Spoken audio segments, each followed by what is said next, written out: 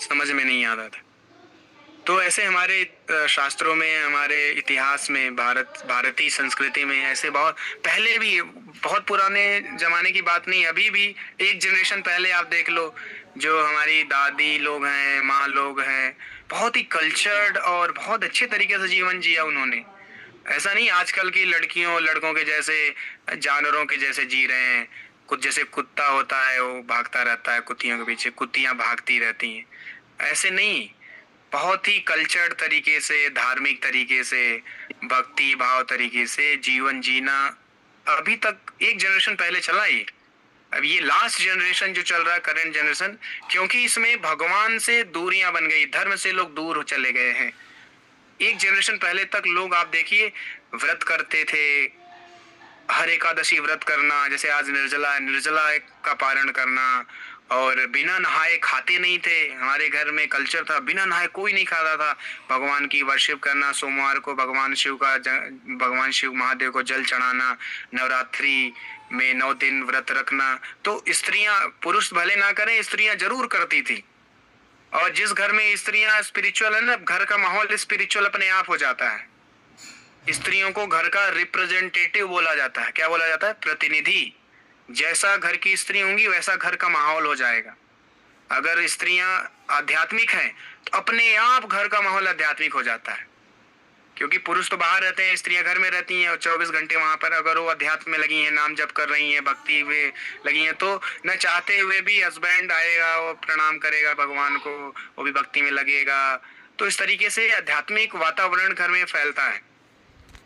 स्त्रियों का बहुत बड़ा रोल है, बहुत बड़ी रिस्पॉन्सिबिलिटी दी गई उनको। रिप्रेजेंटेटिव ऑफ हाउस, होम बोला गया है। तो और भगवान ने उनके हृदय में ये धार्मिक चीजों के प्रति जो रुझान, ये भगवान ने जानबूझकर डाला है। स्त्रियों में है, कोई भी आध्यात्मिक भागवत सप्ताह, कोई कीर्तन भजन, कोई स्पिरिचुअल चीज होगा तो वहां स्त्रियां ज्यादा जाएंगी। जानबूझकर भगवान ने डाला, जिससे कि वो भगवान की भक्ति में लगी रहे। तो धार्मिक चीजों में लगे रहेंगे तो उनका जो है उनके अंदर जो राक्षस हो बाहर नहीं निकलेगा। नहीं तो एक बार स्त्रियां जो है अधर्म के मार्ग पे चलना शुरू कर दें तो विनाश कर देंगी। वो कंट्रोल के बाहर चली जाती हैं। फिर उर्वशी भागवतम में बोलती है, उर्वशी जो कि अप्सरा है, स्वर्ग की अप्सरा, सबसे सुंदर अप्सरा, वो बोलती है कि स्त्रियां अगर अधर्मी हो गई तो अपने इंद्रिय भोग के लिए वो अपने पिता, अपने पति, अपने भाई और अपने बच्चों का भी मर्डर कर सकती है। इतनी भयंकर होती हैं। अगर वो एक बार अधर्म के रास्ते पे निकल पड़ी स्त्री, तो वो नहीं देखती कि ये मेरा भाई है, ये मेरा पति है, मेरा पिता है, कुछ नहीं देखती। वो इंद्रिय भोग में, उसके इंद्रिय तृप्ति में जो भी आएगा उसको खत्म कर सकती है, मर्डर कर सकती है। ये कौन बोल रही? उर्वशी बोल रही है, खुद उर्वशी बोल रही है, स्वर्ग की सबसे सुंदर अप्सरा।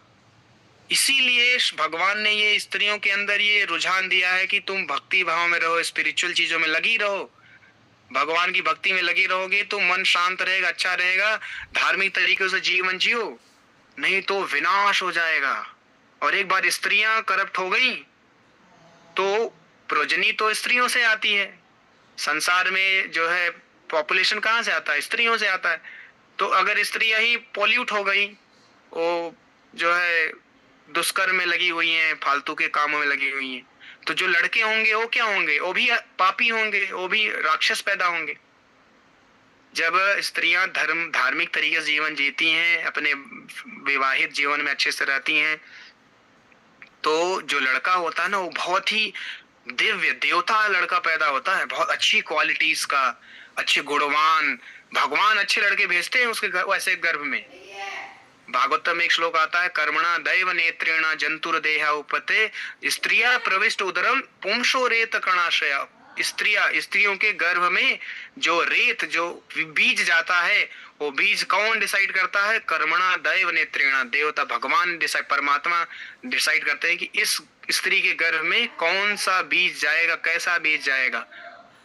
वो धार्मिक होगा, अधार्मिक होगा, वो देवता होगा कि राक्षस होगा। तो ये बहुत इंपॉर्टेंट है ये सब चीजें।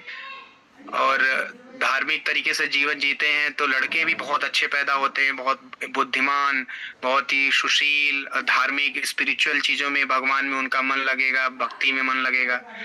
और जब अधार्मिक हो जाती हैं स्त्रियां तो बहुत सारे लोगों के साथ उनका संबंध बनने लगता है, तो किसके साथ जो है उनका वो प्रेग्नेंट हुई, लड़का किसका पता नहीं। तो ऐसे लड़के जो है जो पैदा होते हैं इस तरीके से वो पोल्यूटेड होते हैं, वर्ण संकर बोला गया है भगवद गीता में उनको।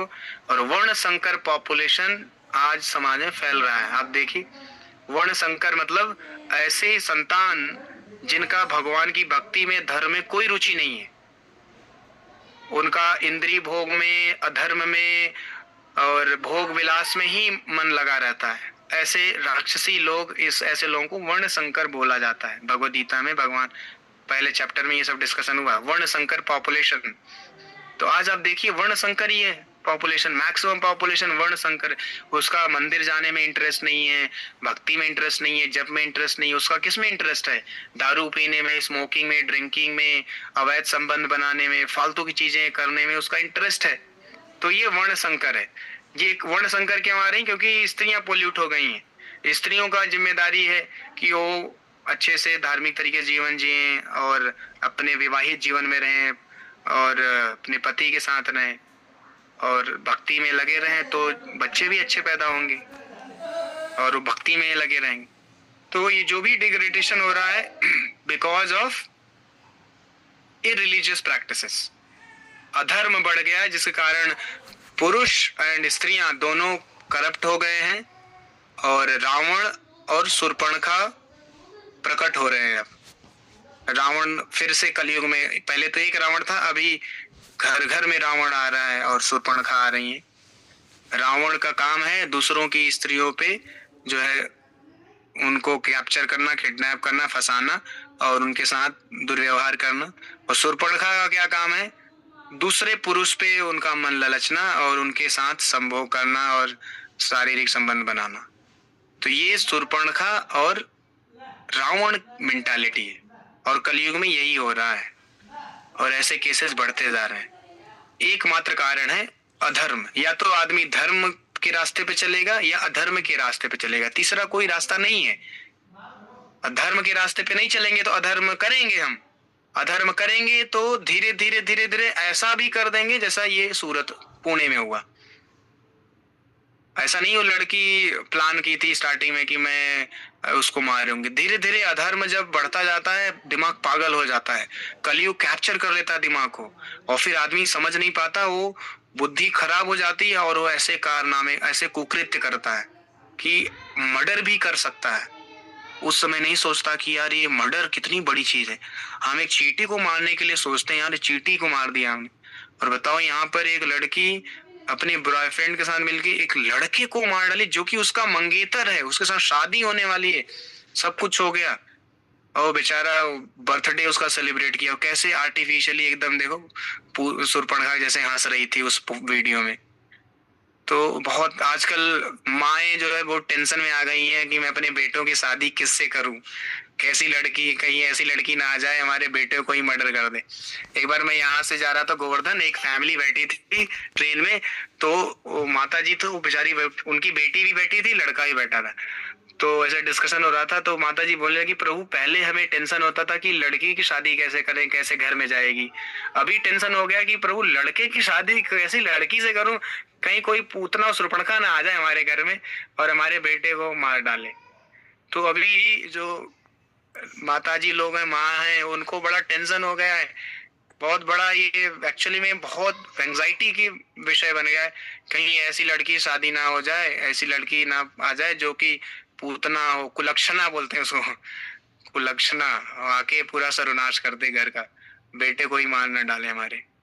तो बड़ा ही डेंजरस सिचुएशन बन रहा है अभी कलयुग में, लोग बढ़ते जा रहे हैं। तो हमारी जिम्मेदारी, हम लोग भक्ति करें अच्छे से और धर्म को फैलाएं, लोगों को भगवान से जोड़े, भक्ति से जोड़े, तो लोग सुधरेंगे। लोग शूर्पणखा और रावण बने बैठे हैं सब, उनको राम भगवान का भक्त बनाना है, सीता माँ का उनको भक्त बनाना है। सीताराम जैसे चरित्र आचरण तब आएगा जब हम भगवान की भक्ति में लगेंगे और नाम जप करेंगे। तो अच्छे से नाम जप करना हमें और लोगों को ही जोड़ना है। ये अगर ये भक्ति का प्रचार नहीं किए, लोगों को भक्ति मार्ग में नहीं जोड़े, तो ऐसे केसेस बढ़ते जाएंगे। ये लड़कियां शूर्पणखा की बहन बन के और लड़के रावण का भाई बन के कितने लोगों को मारेंगे।